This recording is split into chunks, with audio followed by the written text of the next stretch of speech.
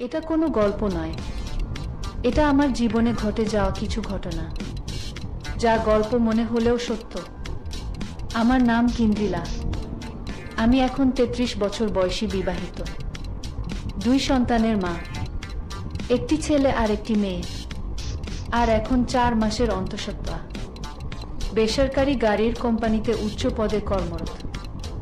স্বামীকে দিনের পর দিন ঠকিয়ে চলেছি, তাতেও আমার কোনো অনুশোচনা নেই, কারণ আমার স্বামী একজন 1 মিনিট ম্যান।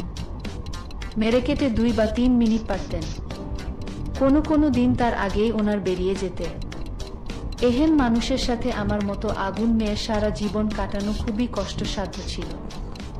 স্বভাবতই নিজের খিদে মেটাতে পর পুরুষের প্রতি আকর্ষণ, তবে যাকে পাবো তাকে দিয়েই নেবে এরকমটা নই।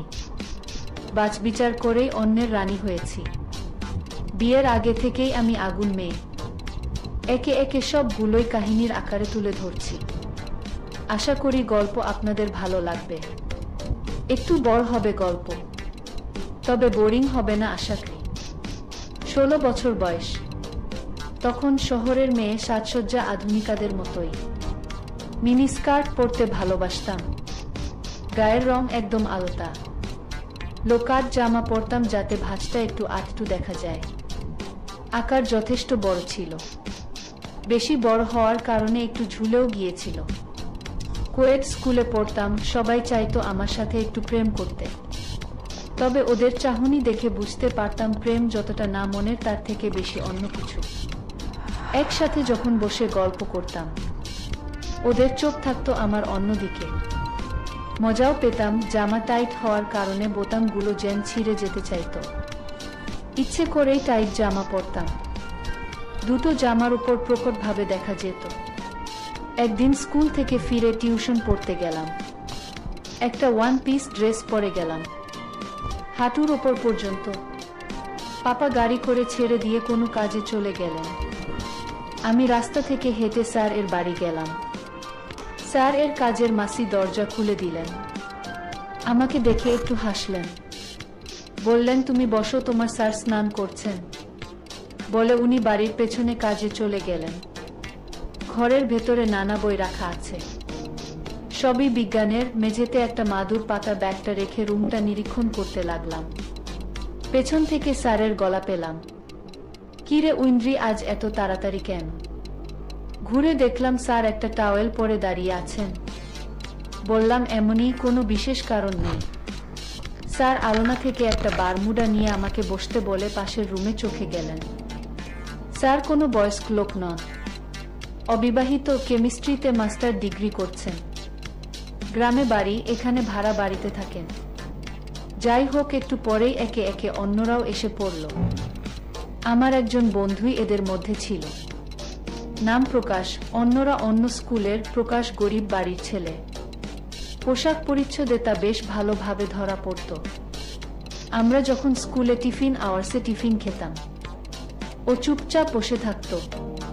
কেন জানি না, আমার ওর প্রতি একটা দুর্বলতা ছিল। সেটা কেন তা আজও বুঝতে পারিনি। যাই হোক, ও এসে আমার পাশে বসল। আমি অনেক কষ্টে দুটো চাপা দিলাম, তবে চাপা দেওয়ার কোনো ইচ্ছে যে ছিল তা নয়। ওটা লোক দেখানো গোছের। স্যার পাড়াতে শুরু করলেন। ঘন্টা খানেক পরে প্রকাশ আমার কানের কাছে মুখ নিয়ে এসে ফিসফিস করে বলল, উইন্দ্রি, তোর জামার বোতামটা লাগা সব দেখা যাচ্ছে। চোখটা নামিয়ে দেখলাম সত্যি কথা। কখন যে উপরের বোতামটা খুলে গেছে বুঝতেই পারিনি। ভাঁজটা প্রকটভাবে দেখা যাচ্ছে। বোতামটা লাগিয়ে মৃদু স্বরে বললাম, থ্যাঙ্কস। পড়া শেষ, পাপার আমাকে নিয়ে যাওয়ার কথা, কিন্তু তখনও আসেননি। যদিও খুব দূরে নয়, 10 মিনিট হেঁটে গেলেই বাড়ি।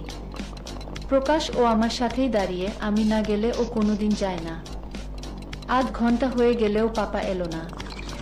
প্রকাশকে বললাম, চল হেঁটেই চলে যাই। দুজনে পাশাপাশি হাঁটতে লাগলাম। প্রকাশ বলল, তুই এরকম কাপড় জামা পরিস কেন? বললাম, কেন, তোর কি ভালো লাগে না? বলল, ভালোই লাগে, কিন্তু অন্য ছেলেরা তোর দিকে যেভাবে তাকায় সেটা ভালো লাগে না। আজ সবাই দেখেছে। আমি বললাম, শুধুমাত্র খাস দেখেছে? তুইও তো দেখেছিস। তোর ভালো লাগেনি? বলল, আমি দেখা আর সবাই দেখা কি এক? ওরা তোর কেউ নয়, আমি তো বন্ধু। এরকমই কিছু কথা বলতে বলতে এগোতে লাগলাম। সামনে একটা গলি, বেশি বড় নয়, ওদিকের আলো এদিক থেকে ভালোভাবেই দেখা যায়। গলিতে ঢুকে প্রকাশ বলল, একটু দাঁড়া, পেচ্ছাপ করব।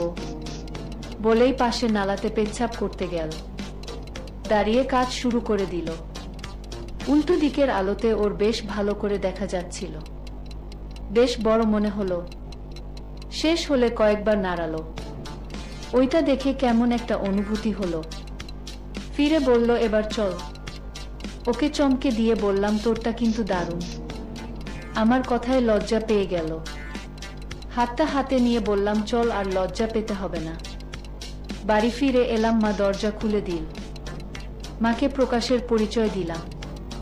মা প্রকাশকে ভেতরে বসতে বলে রান্নাঘরের দিকে চলে গেল। আমি প্রকাশকে বললাম, তুই বস, আমি জামাটা চেঞ্জ করে আসি। রুমে গিয়ে একটা পাতলা স্ট্র্যাপ দেওয়া জামা পরে এলাম। ভেতরে জামা পরলাম না। এসে প্রকাশের সামনের সোফাতে বসলাম। একটা পা আর একটা পায়ের উপর তুলে দিলাম। প্রকাশ আমার দেখতে পেল। হাতের মুদ্রাতে ইঙ্গিত করে বোঝালো, দারুণ। মা খাওয়ার দিয়ে গেল দুজনকে। খেতে খেতে প্রকাশকে বললাম, কেমন? বলল, ঢাকা, তাই কি করে বলবো। আমি তখন পা দুটো সরিয়ে দিলাম। ও হা করে দেখতে লাগলো। মায়ের পায়ের আওয়াজ পেলাম। চট করে নিজেকে গুছিয়ে বসলাম। মা বলল যে পাশের বাড়িতে যাচ্ছে, পাপা এলে যেন দরজাটা খুলে দিই। মা চলে গেল। প্রকাশের হাত ধরে আমার রুমে নিয়ে এলাম। জিজ্ঞেস করলাম, এবার বল কেমন? ও বেশ চালাক ছেলে। বলল, দূর থেকে বুঝতে পারিনি। বুঝলাম ও আবার আমার দেখতে চাইছে। জানালার পর্দাগুলো ভালো করে টেনে দিলাম। বললাম, ভালো করে দেখে নে। কাছে এসে নামিয়ে দিল। ও বল, হাত দেব? আমি বললাম, দে। একটা ঠান্ডা স্রোত যেন মেরুদণ্ড বেয়ে নেমে গেল। বুকের ভেতর থেকে হৃৎপিণ্ড যেন বেরিয়ে আসবে। এভাবে প্রায় কাজ করিয়ে নিতাম। উচ্চ মাধ্যমিক পাস করলাম। বেশ ভালো নাম্বার নিয়ে অটোমোবাইল নিয়ে বিটেক ভর্তি হলাম তামিলনাড়ুর এক নামকরা কলেজে। ভুলে গেলাম প্রকাশের কথা। অনেক নতুন বন্ধু হয়েছে, যদিও কাউকে তখন সেভাবে বন্ধু করিনি। অনেকেই আমার মতো আগুনের সংস্পর্শে আসতে চায়, যদি একবার পায় তার চেষ্টা করে। কিন্তু সেরকম কাউকেই দেখিনি যাকে দেখে ভিজে যেতে পারে। দেখতে দেখতে 1 বছর কেটে গেল। 2টো সেমিস্টার শেষ। বাড়ি এলাম 1 মাসের জন্য। মা বলল, চল মামা বাড়ি। মামা অনেক করে ডেকেছে। মামা বাড়ি গ্রামে, বেশ দূর। ট্রেনের সময় লাগে 4 ঘন্টা, আর ট্রেন থেকে নেমে রিক্সাতে আরও প্রায় 20 মিনিট। অনেক দিন পরে মামা বাড়ি যাচ্ছি। পরনে নীল জিন্স আর কালো টি শার্ট, চোখে সানগ্লাস। নিজেকে আয়নাতে দেখে বুঝলাম বেশ সুন্দরী লাগছে। বিকেলে 5টা নাগাদ মামা বাড়ি পৌঁছলাম। মামা, মামি, দাদু, দিদা, মামাতো দাদা সবাই বাইরে বেরিয়ে এলো। সবাইকে প্রণাম করলাম। মামা বাড়ি দোতলা কিন্তু মাটির। মামাতো দাদার সঙ্গে করে উপরের রুমে নিয়ে গেল। দিনের আলোতে বেশ অন্ধকার, কিছুই প্রায় দেখা যাচ্ছে না। বলল, কারেন্ট নেই, দম যেন বন্ধ হয়ে আসছে। দাদা ফস করে একটা দেশলাই জেলে একটা মোমবাতি জ্বালিয়ে দিল। কি অসম্ভব গরম। কোনো মতে চেঞ্জ করে বাইরে বেরিয়ে এলাম। বাইরে বেশ বাতাস বইছে। দেখলাম অনেকে মেয়ে বউ মায়ের সাথে দেখা করতে এসেছে। আমাকে সবাই দেখতে চায়, কাউকেই চিনি না। বিভিন্ন জন বিভিন্ন কমপ্লিমেন্ট দিতে লাগলো। সবই শুনতে ভালো লাগলো। মা বলল যে যা, দাদার সঙ্গে একটু ঘুরে আয়। বুঝতে পারলাম না এখানে কোথায় যাব ঘুরতে, তাও নিমরাজি হয়ে বেরোলাম। দাদা বলল, চল তোকে আমাদের দিঘিটা দেখিয়ে আনি। মায়ের মুখে দিঘির কথা শুনেছি কিন্তু কখনো দেখিনি। রাজি হলাম। হাতে একটা টর্চ নিয়ে নিল। একটা মেঠো পথ ধরে দাদার পিছু পিছু হাঁটতে লাগলাম। নানান রকম কথাবার্তা হতে লাগলো। বেশিরভাগটাই মজাদার। দাদার সঙ্গে আমার সম্পর্কটা একদম বন্ধুর মতো। বছরে 4-5 বার ও আমাদের বাড়ি এসে 10-15 দিন করে থাকে। আমি ছাড়া ওর সাথী তখন কেউ নেই। বেশ খোলামেলা আলোচনা হয় আমাদের, কিন্তু কোনোদিন কেউ সীমারেখা পেরোয়নি। প্রায় 5-7 মিনিট হেঁটে দিঘির পাড়ে পৌঁছলাম। কি বিশাল দিঘি, চারপাশে বড় বড় গাছপালাতে ভর্তি। সন্ধ্যের মুখে প্রচুর পাখির আওয়াজ পেলাম, সবাই বাসায় ফিরছে। দিঘির পাড়টা বেশ পরিষ্কার, একটা সুন্দর বাঁধানো ঘাট আছে। ঠেক দিয়ে বসলাম পাশাপাশি, গায়ে গা লেগে আছে, হাসি ঠাট্টা চলছে। শরীরটা যেন কেমন করে উঠল, একটা অনুভব করলাম। বললাম, হিসি পেয়েছে। দাদা বলল, এখানেই করে না, কেউ নেই। বললাম, তুই তো আছিস, আমি তো তোর বন্ধু, আমি দেখলে ক্ষতি নেই। ওই দিকে গিয়ে সেরে নে। 2-3 পা এগিয়ে বসলাম। শিশি করে আওয়াজ হতে লাগলো। শেষ করে দাদার দিকেই মুখ করে উপর টেনে নিলাম। খেয়াল হলো দাদা এক দৃষ্টিতে তাকিয়ে আছে, কারণ জামাটা নামাতে ভুলে গেলাম। দাদা বলল, আর দেখাতে হবে না। লজ্জার ভান করে জামাটা গুছিয়ে দাদার মাথায় একটা হালকা চাটি মারলাম। তুই একটা অসভ্য, কেন দেখলি? বলল, তুই তো দেখলি, তা একটু কাছ থেকে ভালো করে দেখা না। ভীষণ লজ্জা পেয়ে বললাম, ধুর, আমার বুঝি লজ্জা লাগে না? আদপেও আমার কোনো লজ্জা লাগেনি। মনে হলো দাদার যদি ওখানে নিই তাহলে ক্ষতি কি। বললাম, আর একটু অন্ধকার হোক দেখাবো বলে পাশে বসলাম। দাদা বলল, ঠিক আছে। বুঝলাম দাদাও আমার মতো অবস্থায়, খুব ইচ্ছে হচ্ছে। হঠাৎ দাদা বলল, ওই মোটা গাছটার নিচে চল। উপর দিয়ে কাজ সেরে বাড়ি চলে এলাম। পরদিন বাড়ি চলে এলাম, ফিরে গেলাম কলেজ জীবনে। মনের মধ্যে ইচ্ছেটা জেগে থাকলো, কিন্তু এখানে এমন কাউকে পাইনি যাকে দিয়ে নিতে পারি। 1 মাস কেটে গেল। হঠাৎ মনে হলো, আমার তো হয়নি এ মাসে। বুকটা ধাকাস করে উঠল। একটা ঠান্ডা স্রোত শির দ্বারা বেয়ে নেমে গেল। বুঝলাম সর্বনাশ হয়ে গেছে। কি করব ভেবেই পাচ্ছি না। রুমমেটদের সঙ্গে আলোচনা করব কিনা ভাবছি। ভাবলাম এখন আর কিছুই করার নেই। ভরসা একমাত্র মা। মাকে বললাম যে এই মাসে পিরিয়ড হয়নি। মা বলল, অনেক সময় দেরি হয়, 2-1 দিন দেখ। আমি তো জানি কি হয়েছে। দাদা আমার সর্বনাশ করে দিয়েছে। 2 দিন পরে আবার মাকে বললাম। মা ছুটি নিয়ে বাড়ি যেতে বলল। 10 দিনের ছুটি মঞ্জুর হলো। বাড়ি গিয়ে ডাক্তারের কাছে গেলাম। ডাক্তার নানা পরীক্ষা নিরীক্ষা করে টেস্ট লিখে দিলেন। পাশেই প্যাথোলজি, শিশি নিয়ে হিসি ধরে দিয়ে বাড়ি ফিরে এলাম। রেজাল্ট কি হবে তা তো আমার জানাই। একদিন পর রিপোর্ট হাতে মা দাঁড়িয়ে আমার সামনে, ঠাস করে সজোরে একটা চড় পড়ল গালে। চোখে অন্ধকার দেখলাম। চুলের মুঠি ধরে মেরেই চলল। চোখের জল ফেলা ছাড়া কোনো পথ ছিল না। সারা রাত সবাই নির্জলা বিনিদ্র রাত কাটালাম। পরদিন সকালে একটা নার্সিং হোমে ভর্তি করে পেটের ভ্রূণটা ওয়াশ করে দিল। বাড়ি ফিরে এলাম সন্ধ্যায়। মা এবার জিজ্ঞেস করলো, এটা কে করেছে? মাকে বললাম, তুমি যত চাও মার, চাইলে একদম মেরে ফেলো, কিন্তু আমি নাম বলবো না।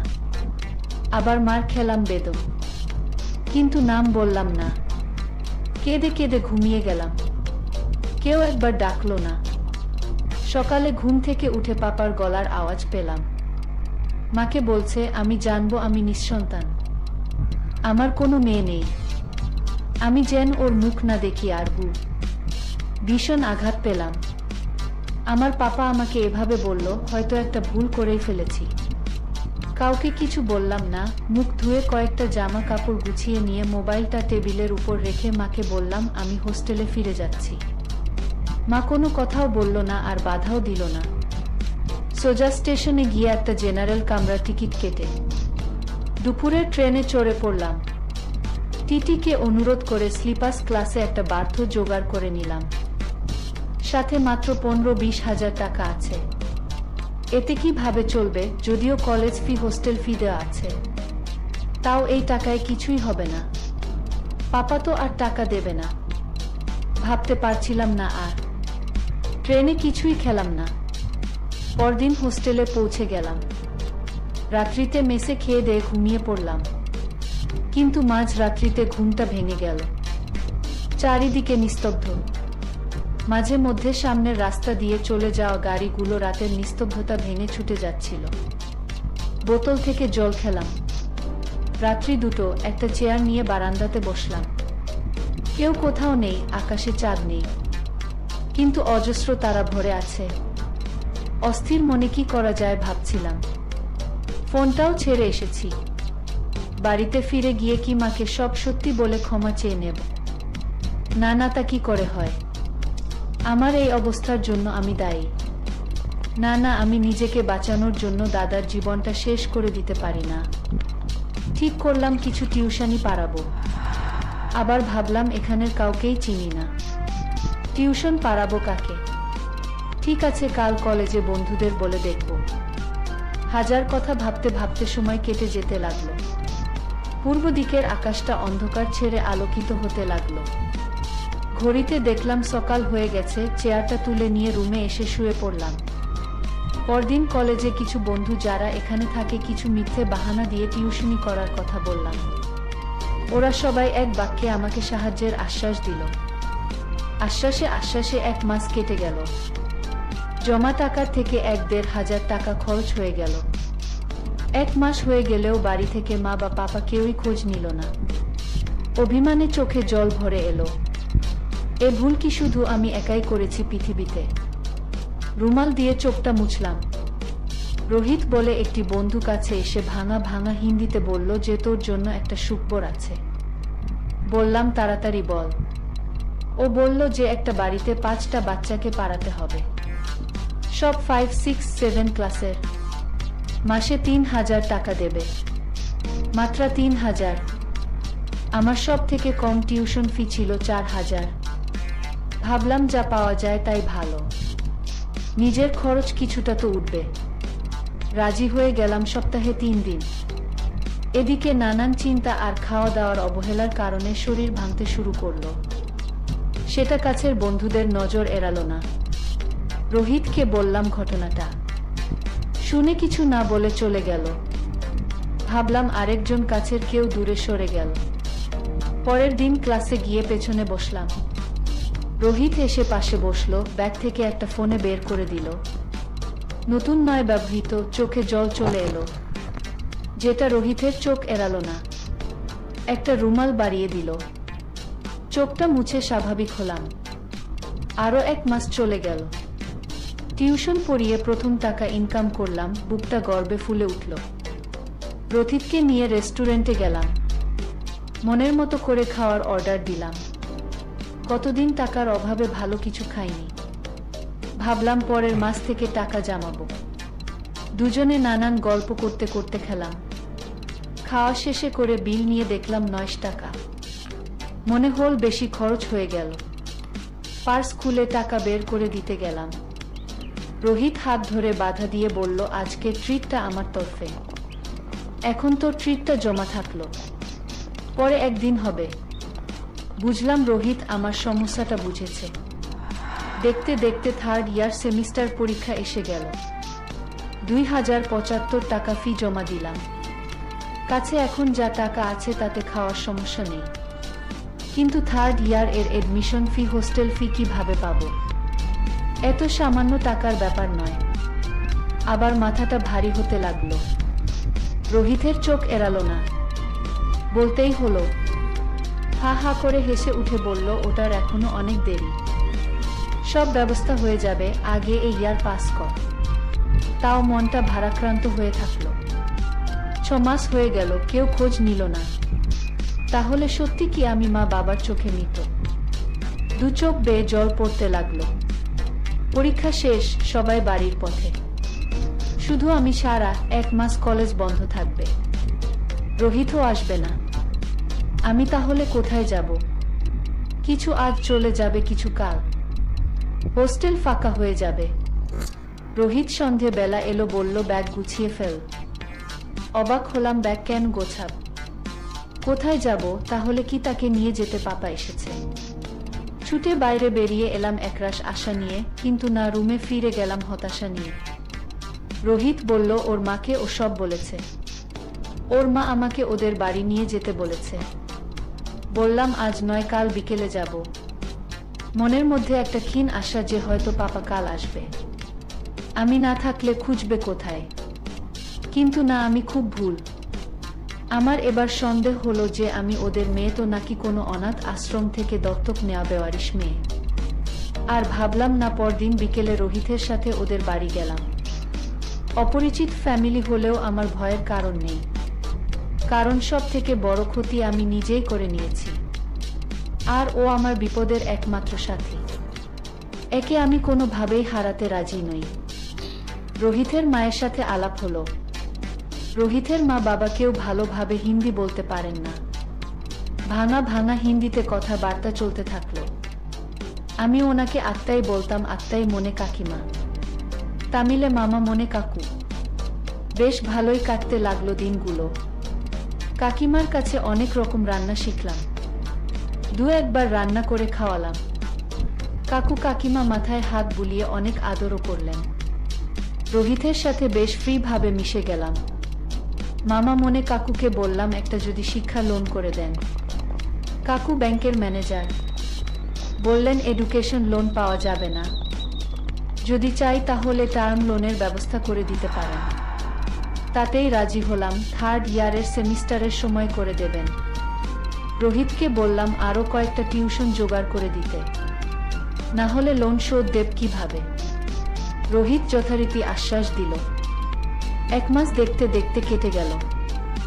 সময়টা খুব মজা করে কাটালাম রোহিতের সাথে। কোনো রকম অসভ্যতাও করেনি। মনে মনে রোহিতকে ভালোবেসে ফেললাম। সুযোগ পেলেও এড়িয়ে গেছে। ওকে না দেখতে পেল মনটা ছটফট করত। সব কিছুতেই ওকে খোঁজার চেষ্টা করতাম। মানে শয়নে স্বপনে জাগরণে শুধুমাত্র রোহিত আর রোহিত। ক্লাসের পর ঘন্টা দুজনে নিরিবিলিতে কাটাতাম। ও আমার কোলে মাথা দিয়ে শুয়ে থাকত। আমি মাথার চুলে বিলি কাটাতাম। ইচ্ছে করে ওর দিকে ঝুঁকে পড়তাম, কিন্তু অতি ভদ্রতার খাতিরে ও কিছু করত না। বুঝলাম যা করার আমাকেই করতে হবে। এখন তো জেনেই গেছি না হওয়ার ফর্মুলা। ইচ্ছে করেই ওকে দিয়ে ওষুধ কেনালাম। বললাম আমার সমস্যা, তাই এটা খেতে হয়। এটা অবশ্য এর প্রেসক্রিপশন অনুযায়ী। কিনে এনে দিল। দেখতে দেখতে 2nd ইয়ারের পরীক্ষা শেষ হলো। যথারীতি রোহিতের বাড়ি গেলাম। রোহিতের মা বাবা বেশ, বাড়ির কথা ভুলেই গেলাম। ছুটির দিনে দুপুরে সবাই একসাথে খেতে বসেছি। কাকু বেশ কিছু মজাদার ঘটনা শোনালেন। রোহিতের ছোট বয়সের। রোহিত ভীষণ লজ্জা পেয়ে গেল। হঠাৎ আমার ফোনটা বেজে উঠল। কে আবার আমাকে ফোন করলো? যারা করে তারা সবাই এখানে। কোনো বন্ধু হবে হয়তো। বাম হাতে ফোনটা নিয়ে চমকে উঠলাম। হৃদয় বিদীর্ণ করে দেওয়া একটা কান্না গলার কাছে আটকে গেল। কোনো নাম নেই, শুধু নাম্বার। কিন্তু এটা আমার চেনা, এটা মায়ের নাম্বার। হ্যালো, কে? ওপাশ থেকে আওয়াজ এলো, তিতলি, আমি মা। আমার মা বাবা আমাকে এই নামেই ডাকত। মা, কাকে চাইছেন আপনি? তুই কি তোর মা পাপাকে ভুলে গেছিস? বললাম সেটা তোমার ভালোই বলতে পারবে কে কাকে ভুলে গেছে। বলল কেমন আছিস মা? আর কান্নাটা চেপে রাখতে পারলাম না। হাউমাউ করে কেঁদে ফেললাম। কাকু কাকিমা রোহিত আমার আর মায়ের কথোপকথন বুঝতে না পারলেও কান্নার ভাষা বুঝতে অসুবিধে হলো না।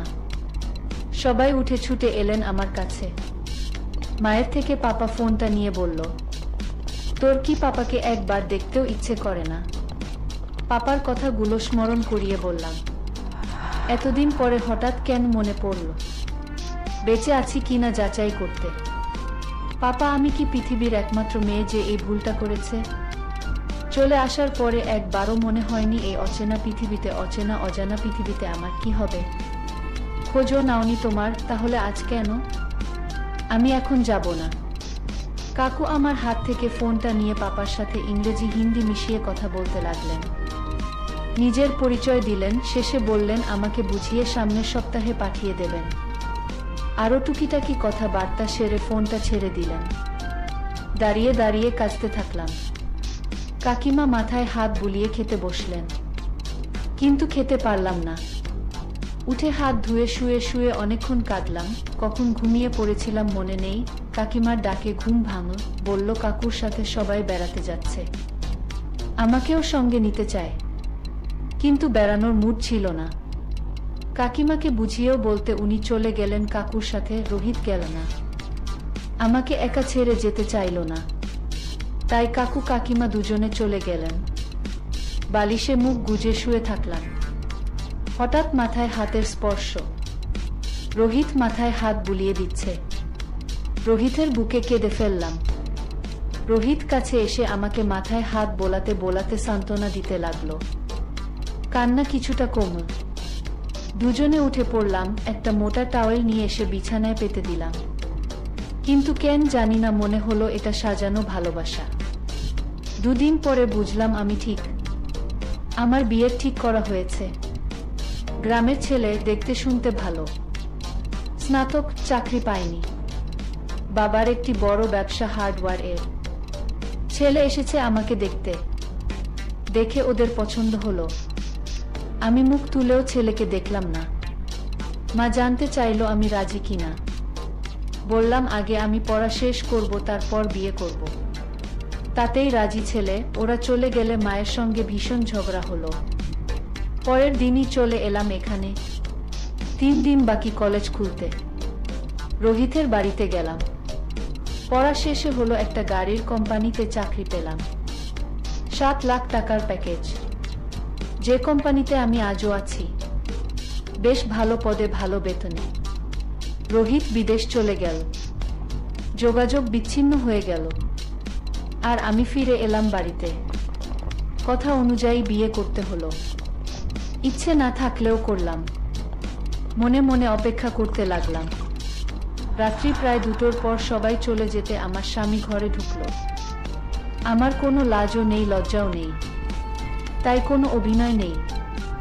সকালে ঘুম থেকে উঠে স্নান করলাম। শাশুড়িমা চা দিয়ে গেলেন। বললেন চা খেয়ে রান্নাঘরে চলে এসো। চা খেয়ে রান্নাঘরে গেলাম। দেখলাম বাড়ির বড় বউ রান্না করছে। কাছে এগিয়ে গেলাম। এক মুখ হাসি উপহারের সাথে একটা তরকারি বানানোর আদেশ পেলাম। রাগে গাটা জ্বলে উঠল। কেউ আমাকে আদেশ করবে এটা হবে না। কিছু না বলে সবজিটা রান্না করে বেরিয়ে এলাম। কি অসহনীয় গরম, ঘামে ভিজে গেছে। রুমে ফিরে এলাম।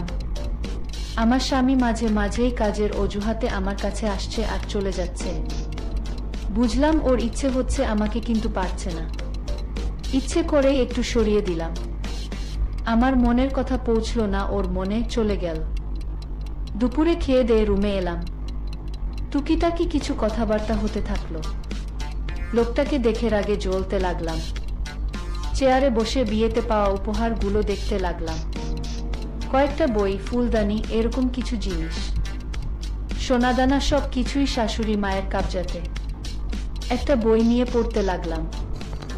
নামেই পড়ছিলাম, কিন্তু মন বইতে ছিল না। চোখ থেকে জল বেরিয়ে যাচ্ছে। মা পাপার ওপর ভীষণ রাগ হলো। এরা তো আমার জীবনের সবথেকে বড় সর্বনাশ করে দিল। এভাবে জীবন কাটবে কিভাবে? 1 সপ্তাহ কেটে গেল। অষ্টামঙ্গলাতে বাপের বাড়ি যাব। ছুটিও শেষের পথে। হঠাৎ শাশুড়ি এসে বললেন, বৌমা তোমাকে চাকরিটা ছেড়ে দিতে হবে, এখানেই আমাদের সাথে থাকতে হবে। মাথা থেকে পা অবধি জ্বলে গেল। বললাম বিয়ের আগে তো এরকম কোনো কথা হয়নি।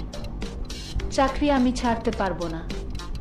শাশুড়ি বললেন, তাহলে তুমি এক জায়গায় আর ছোট খোকা এক জায়গাতে কিভাবে সম্ভব? বললাম আপনার খোকা আমার সঙ্গেই থাকবে। চাইলে আপনারাও থাকতে পারেন, কোনো অসুবিধে হবে না। আমার ফ্ল্যাটে যথেষ্ট জায়গা আছে। বললেন, না তা হয় না, তোমাকেই চাকরি ছেড়ে দিতে হবে। এমনিতে মাথা গরম, তার উপরে অন্যায় আবদার। মুখে কিছু না বলে চুপ করে গেলাম। পরদিন সকালে বাপের বাড়ি গেলাম। মা পাপা সাধের জামাইয়ের আদরের ত্রুটি রাখল না। আমি চুপচাপ নিজের রুমে গিয়ে শুয়ে থাকলাম। নীরবে চোখের জলে বালিশ ভিজতে লাগলো। একটু পরে মাথায় মায়ের হাতের স্পর্শ পেলাম। চোখটা মুছে মায়ের দিকে তাকালাম। মা বলল, কি হয়েছে তোর তিতলি, কাঁদছিস কেন? মাকে বললাম, তোমরা আমার হাত পা বেঁধে কেন জলে ফেলে দিলে? যদি আমি তোমাদের কাছে এতই বোঝা হয়ে গেছিলাম, তাহলে একটু বিষ দিয়ে মেরে ফেলতে পারতে, তাতে তোমাদের শান্তি আর আমারও শান্তি হতো। মা কিছুই বুঝতে পারল না। মাকে বললাম, তোমাদের জামাই একটা। মা হতবাক হয়ে গেল। মাকে সব কিছু খুলে বললাম। মা নিথর হয়ে বসে থাকলে। বললাম, কোনোদিন আমি মা হতে পারবো না। তোমাদের জামাইয়ের সে ক্ষমতা নেই। মা উঠে গেল। পাপা জিজ্ঞেস করলো, কি হয়েছে? পাপাকে তো একথা বলতে পারিনি। পাপাকে শাশুড়ির অন্যায় আদেশের কথা বললাম, আর বললাম বাকিটা মায়ের কাছে শুনে নিও। পাপা আর মা ঘরে ঢুকে নিজেদের মধ্যে আলোচনা করে। আধ ঘন্টা পরে বেরিয়ে এসে মাথায় হাত বুলিয়ে বলল, যা হয়ে গেছে সেটাকে ভাগ্য বলে মেনে নে, আর শাশুড়ির কথা মেনে নে। চাকরিটা ছেড়ে দে। মাথায় যেন বাজ পড়ল। কি বলছে এরা? এদের কি মাথা খারাপ হয়ে গেল নাকি? কোনটা মেনে নেব? এরা সত্যি আমার মা বাবা তো? বললাম, কিসের ভাগ্য? এটা তোমরা ভাগ্য ভেবে মেনে নিতে পারো, কারণ জীবনটা তোমাদের নয়, কিন্তু এটা আমার জীবন। এত সহজে আমি ভাগ্য বলে মেনে নিতে পারবো না।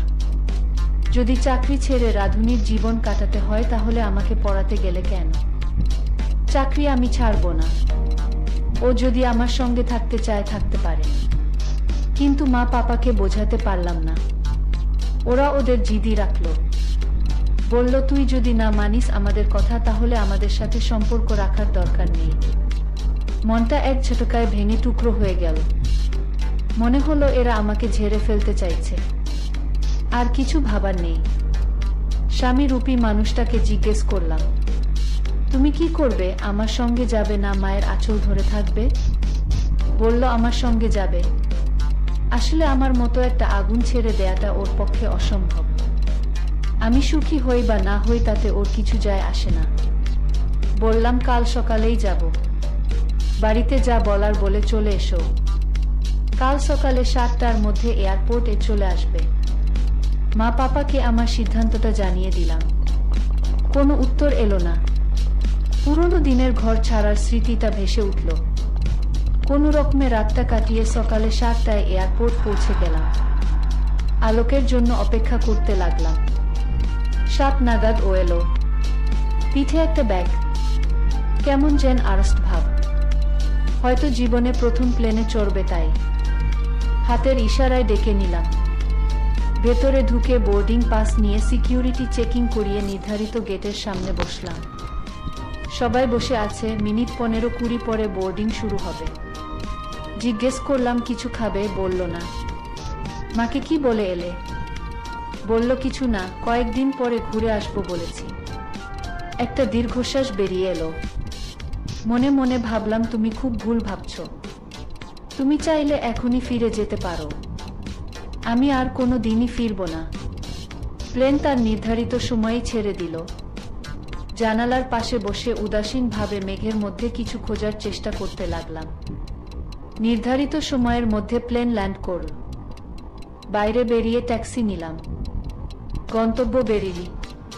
পুরো গাড়িতে আলোক। অবাক শহরটাকে দেখতে লাগলো। ফ্ল্যাটে পৌঁছে পার্স থেকে চাবিটা বের করে দরজাটা খুলে ঢুকলাম। একটা ভ্যাপসা চাপা গন্ধ ঘরময়। এসি না চালিয়ে জানালাগুলো খুলে দিলাম। ব্যাগগুলো বসার রুমে রেখে ওকে বললাম জামা কাপড় ছেড়ে নিতে। লুঙ্গিটা ব্যাগ থেকে বের করে বাথরুমে চলে গেল। আমি কাপড় জামাগুলো ব্যাগ থেকে বের করে আলমারিতে গুছিয়ে রাখলাম। ঝাড়ু নিয়ে ঘরটা ঝাড় দিলাম। 2 বোতল জাল ভরে টেবিলে রাখলাম। ফোনটা নিয়ে কাজের মেয়েকে ফোন করে কাল থেকে আসতে বললাম। ও বাথরুম থেকে বেরিয়ে এলো। বললাম, ঘরের গন্ধটা কমে গেলে ঘরের জানালাটা যেন বন্ধ করে এসি চালিয়ে দেয়। আমি সব সময় এই রকম পোশাক পরতে ভালোবাসি। সেটা ছোট থেকেই সব সময় আকর্ষণ করতে চাই। এর কোনো পরিবর্তন এখনো হয়নি। বাথরুমের বাইরে বেরিয়ে দেখলাম ও জানালায় দাঁড়িয়ে শহরটা দেখছে। 17 তলা থেকে বেশ ভালো লাগে শহরটা দেখতে। বললাম, এবার জানালাটা বন্ধ করে দাও। আমি টেবিলে প্লেটগুলো সাজিয়ে রাখছিলাম, সেজে গুজে বেরোলাম। বাজার করলাম, সংসারের টুকিটাকি জিনিস কিনলাম। কিনে ফেরার পথে বললাম, তুমি লাল পানি খাও? বলল, মাঝে মধ্যে পুজোতে খেয়েছে, তবে নেশা নেই। বললাম, বিয়ার খাবে? রাজি হলো। একটা বারে গেলাম, দুজনে একটা টেবিলে বসলাম। ওয়েটারকে 1 প্লেট চিকেন ফ্রাই আর 2টো বিয়ার অর্ডার দিলাম। চারিদিকে সিগারেটের ধোঁয়ায় ভরে আছে। বহু মানুষের কথোপকথনে বার্তা গমগম করছে। হঠাৎ আমার শুনলাম কেউ আমাকে ডাকছে। ঘরে দেখলাম সুরজ গুপ্তা, আমার কলিগ। কথোপকথন শেষ করে ওকে বসতে বললাম। ওয়েটারকে ডেকে 3টে লাল পানি দিতে বললাম, ইনি আমার হাজব্যান্ড আলোক। বিয়েতে আসতে না পারার জন্য ক্ষমা চাইল। আলোকের সাথে নানান কথা বলতে লাগলো। ওয়েটার অর্ডার ডেলিভারি করলো। 3টে গ্লাসে ঢেলে ওদের দুজনকে দিলাম আর নিজেও নিলাম। গ্লাসে চুমুক দিতে দিতে কথা চলতে থাকলো। রাত 10টা নাগাদ বেরিয়ে বাড়ির পথ ধরলাম। সুরজ আর আমি সমপদমর্যাদার। ও বিবাহিত, একটা ছেলেও আছে, কিন্তু ওর নজর আমার দিকে। সবসময় আমার সঙ্গে মিশতে চাইতো, কিন্তু যেহেতু ও বিবাহিত তাই ওকে ইচ্ছে থাকলেও কোনো সুযোগ দিইনি। চাইনি আমার জন্য অন্য কোনো মেয়ের জীবন নষ্ট হয়। বাড়ি ফিরে এলাম, রুটি সবজি বানালাম। 11:30 নাগাদ খেয়ে শুয়ে পড়লাম। পরদিন সকালে বেল বাজলো। উঠে পড়ে দরজা খুলে দিলাম। কাজের মেয়েটা এসেছে। ওর নির্ধারিত কাজ করে 1 ঘন্টার মধ্যে চলে গেল। চা করে খেলাম। একজন রাঁধুনি দরকার। এতদিন ক্যান্টিনে খেয়েছি, এখন আলোক আছে। ফোন করলাম ওদের ইউনিয়নে, বলল একবেলা রান্না করতে নেবে 6,000। উপায় নেই, রাজি হয়ে গেলাম। মাসের 1 তারিখ থেকে আসবে। আমিও 1 তারিখ থেকে জয়েন করব। 3 দিন কেটে গেল। 1 তারিখ কাজে জয়েন করলাম। বেয়ারা আমার কেবিনে এসে একটা ফাইল আর একটা খাম দিয়ে গেল। খামটা খুলে দেখলাম অর্ডার কনফার্মেশন লেটার। আনন্দে মনটা নেচে উঠল। বিয়ের আগে ভারত সরকারের একটা ডিপার্টমেন্টে আগামী 5 বছরের গাড়ি টেন্ডার কোট করেছিলাম। আমাদের টেন্ডার পাস হয়েছে। 3টে মডেলের 15টা গাড়ি ইমিডিয়েট ডেলিভারি করতে হবে, সঙ্গে অ্যাডভান্স চেক। খুশিতে লাফিয়ে উঠলাম। বসকে ফোন করে জানালাম। বস উচ্ছ্বাসিত হয়ে কেবিনের বাইরে বেরিয়ে এলেন। আমাকেও বেরোতে হলো। বস সবাইকে খবরটা দিলেন। সব ক্রেডিট আমাকে দিলেন। সবাই হাততালি দিতে লাগলো। বস বললেন, দেখা মেরে ডাটকা অসর। মনে পড়ল বিয়ের আগে সামান্য একটু ভুলে বসের বকুনি খেয়েছি।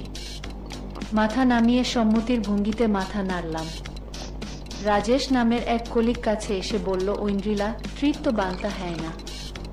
রাজেশ আমার সমবয়সী, অবিবাহিত, 6 ফুটের উপর লম্বা। কোনো জটিলতা নেই মনে।